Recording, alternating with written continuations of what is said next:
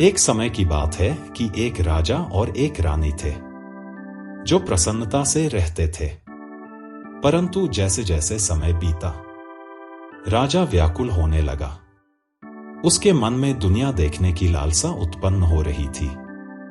वह युद्ध में अपनी शक्ति आजमाना चाहता था और प्रतिष्ठा व सम्मान अर्जित करना चाहता था। उसने अपनी सेना को तैयार किया, रानी को प्यार से अलविदा कहा और फिर सेना सहित दूर देश के दुष्ट राजा से युद्ध के लिए चल दिया। राजा और उसकी सेना कई माह तक आगे बढ़ते रहे। जिससे भी उनका सामना होता उसे वह हराते गए। फिर वह एक घाटी में पहुंचे जहां दुष्ट राजा की सेना उनकी प्रतीक्षा कर रही थी। राजा की पराजय हुई, उसके सैनिक भाग गए और राजा बंदी बना लिया गया।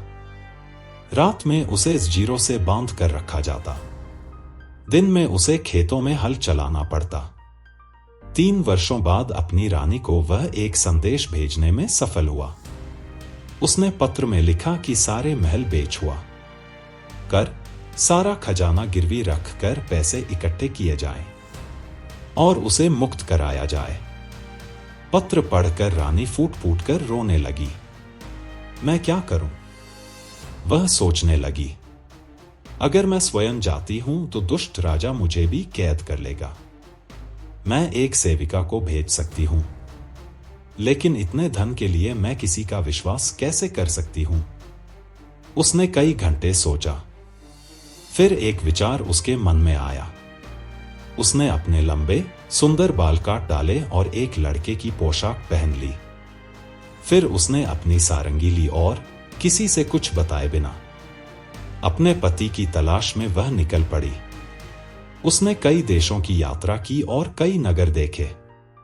आखिरकार वह उस महल के पास पहुंची जहां दुष्ट राजा रहता था। उसने महल का चक्कर लगाया और कैद खाने को ढूंढ लिया।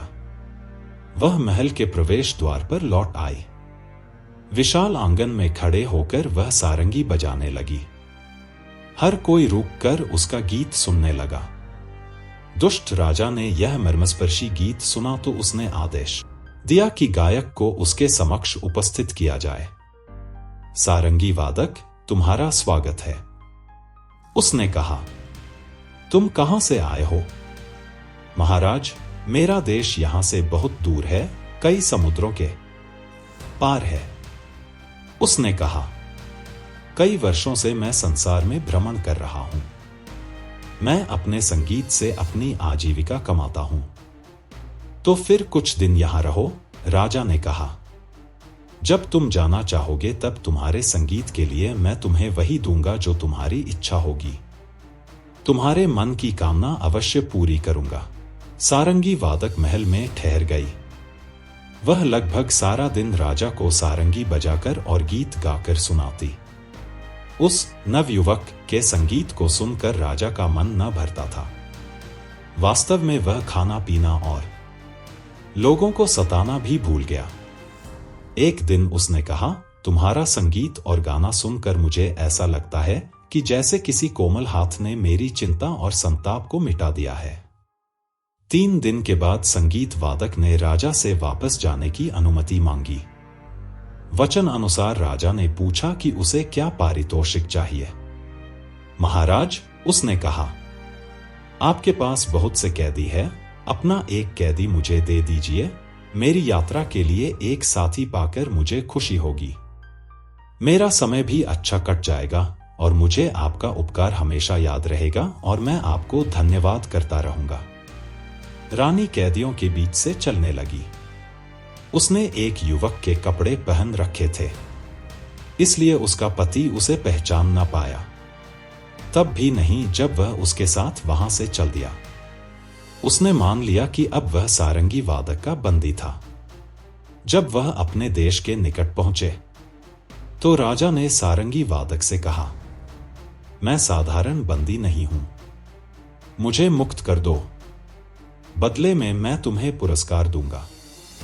मुझे कोई पुरस्कार नहीं चाहिए, उसने उत्तर दिया। आप निश्चिंत होकर जाएं।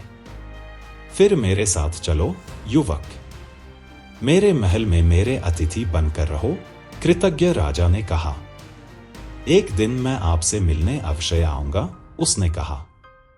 और इस तरह दोनों अपने अपने रास्ते चल दिए। राजा अपने महल में वापस आ गए। वह अपनी मंत्री परिषद से मिला और बोला, देखो मेरी पत्नी कैसी है। मैं कैद खाने में बंद था और मैंने उसे संदेश भेजा। क्या मेरी सहायता करने के लिए उसने कुछ किया या नहीं? एक मंत्री ने कहा, महाराज, जब सूचना मिली कि आप बंदी बना लिए गए हैं तो रानी साहिबा गायब हो गई। वह तो आज ही लौटी हैं। रानी छोटे रास्ते से महल में पहुंच गई। राजा के आने से पहले उसने अपनी पोशाक बदल ली। 1 घंटे बाद लोग चिल्लाने लगे कि राजा लौट आए थे। वह उनसे मिलने गई।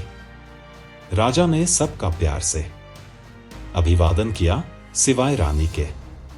उसने रानी की ओर देखा भी नहीं। इस बीच रानी ने एक लंबे चोगे में अपने को छिपा लिया। वह चुपके से आंगन में आ गई और गाने लगी। पहले की तरह उसने इन शब्दों से अपने गीत का अंत किया। अगर सुन रहे हैं गीत मेरा, विराजमान है जो अपने महल में। ओह, पूरी करो कामना मेरी, आया हूं जो मैं लिए मन में।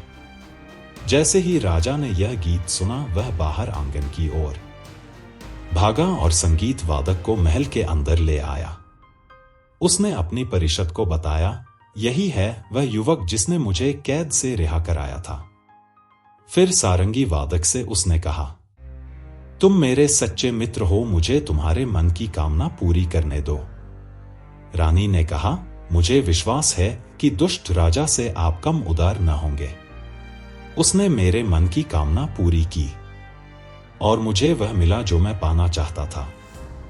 मुझे आप मिले और अब आपको खो देने का मेरा इरादा नहीं है। इतना कहकर उसने अपना चोगा उतार कर फेंक दिया। तब राजा को समझ आया कि रानी, जिसे वह सदा प्यार करता था, वास्तव में उसकी सच्ची अर्धांगिनी थी।